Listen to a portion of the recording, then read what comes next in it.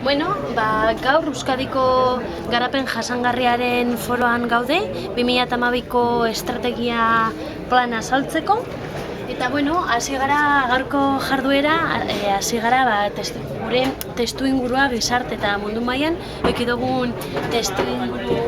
testuingurua aztertzen. Hau da, antzematen, nola krisialdiak eratu dituen beste praktika batzuk, eta ekonomia de la salud filosofian pizkat oinarrituz, hasi gara redefinitzen eta antzematen terminologia eta kontzeptu batzuk sozialki era desberdinean antzematen direnak, eta baita ere IOBek eta Euskadiko 2020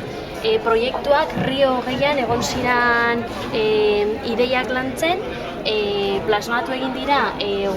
gaurko konferentzian guztiok oinarri beretik hasteko, eta hasi gara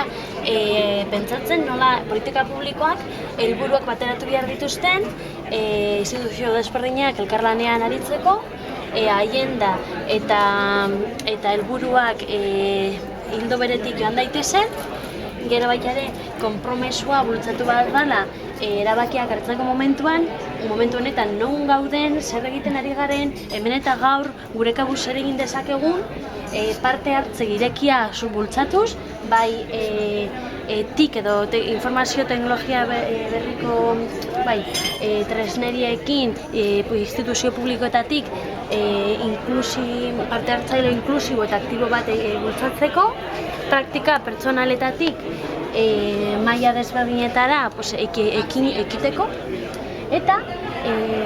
asko antzematen egin dira parte hartzaileen ahotsak. Izatez, hemen egon diran pertsonak parte hartzaile eko-iraultzaile arduratsuak dira.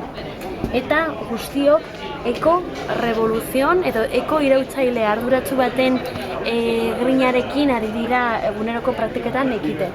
Guztia, gure etorkizunean beste motako ekimenak ulertu eta aintzat hartzeko, eta guk euskaldunok gu Euskadi bezala adibide jasangarri eta arduratsua izan gaitezkeen beste batzuntzako. Así que hau da